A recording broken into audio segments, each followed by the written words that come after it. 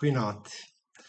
Vanaand se gesprek handel oor die grootste paradoks van die Christelike geloof, naamlik dat ware lewe eers moontlik is as daar dood is. Vir die menslike verstand klink dit onlogies, want lewe is lewe en dood is dood en die twee staan teenoor mekaar. Tog wys die Bybel dat God groter is as ons verstand en dat hy alleen die mag het om lewe uit die dood te wek. Vanaf die begin openbaar God homself as die een wat lewe uit die dood wek. Dink maar aan die verlossing van Noag deur die sonvloed, die geboorte van 'n kind uit die onvrugbare Abraham en Sara, Josef wat uit die gevangenis, uit die doodsheid van die tronk verhoog word tot onderkoning, Israel wat uit die doodsheid van Egipte en later die doodsheid van ballingskap herstel word. En telkens is dit God wat lewe uit die dood wek. Deur die beeld van 'n koringkorrel te gebruik, verwoord Jesus hierdie beginsel in Johannes 12 vers 24 en 25. Dit verseker ek julle, as 'n koringkorrel nie in die grond val en sterwe nie, bly hy net een, maar as hy sterwe, bring hy 'n groot oes in. Wie sy lewe bo my liefhet, verloor dit, en wie sy lewe in hierdie wêreld nie bo my liefhet nie, sal dit vir ewig behou. Jesus gebruik die koringkorrel as illustrasie uit die daaglikse lewe van sy hoorders. Elkeen weet dat 'n korrel wat buite die grond bly geen opbrengs sal lewer nie. Dit moet geplant, begrawe word, en dit vra geloof, want vir 'n tyd lank gee jy die korrel as ware prys en kan jy nie sien wat gebeur nie. Dan verander die korrel van vorm, maar die lewe daarin kom in 'n nuwe gestalte na vore en dit bring 'n veelvoudige oes voort, 30, 60, selfs 100voudig. So is daar 'n geheimenis in die ontkieming, iets wat dood lyk, bring oorvloedige lewe voort. Soos die korrel eers in die grond moet val en sterf voordat dit vrug kan dra, so moet die mens homself prysgee om werklik te kan lewe. Jesus pas die beeld op homself toe.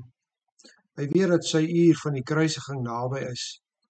Soos 'n koringkorrel moet hy sterf, sodat daar vrug kan wees. Sy dood is daarom nie sinloos nie, maar noodsaaklik. Sonder dit sou hy alleen gebly het, maar deur sy sterwe het hy 'n groot oes voortgebring. Op die derde dag het hy uit die dood opgestaan met 'n verheerlikte liggaam. En deur sy dood en opstanding word die Vader sy heerlikheid en liefde sigbaar. En Jesus word verhoog na die regterhand van die Vader. Dieselfde beginsel geld nou ook vir sy volgelinge. As iemand my wil dien, sê die Here, moet hy my volg, homself verloon. Om Jesus te volg beteken selfverloning, om eie belang en selfs eie lewe af te lê. Soos 'n korrel in die grond moet die gelowige bereid wees om homself te begrawe, om afstand te doen van die dinge wat tussen hom en die Here staan. Selfs mooi dinge. Jesus beklemtoon dit elders, wanneer hy sê, wie sy lewe vir my en die evangelie verloor, sal dit behou. Dis 'n oproep tot totale oorgawe. Prakties beteken dit dat ons as volgelinge van die Here verkeerde lewensgewoontes moet beëindig. Ons moet ons geld en tyd volgens God se wil gebruik en bereid wees om opofferings in gehoorsaamheid te maak. Dis nie maklik nie, dis teen ons natuur. Ons wil onsself vooropstel. Maar deur geloof verstaan ons dat die saad van gehoorsaamheid aan God menigvuldige vrug sal dra. Vrede, vreugde, hoop, uiteindelik die ewige lewe.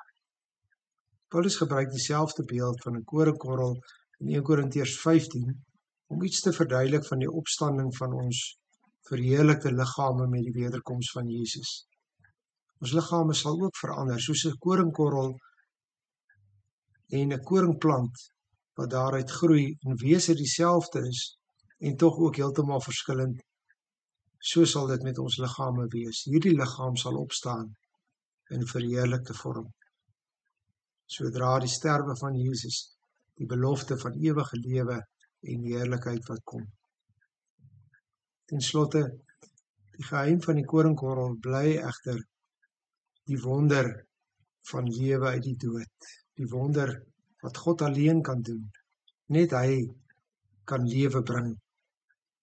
Hy maak dit moontlik dat mense hulle self prysgee en tog oorvloedige lewe kan ontvang.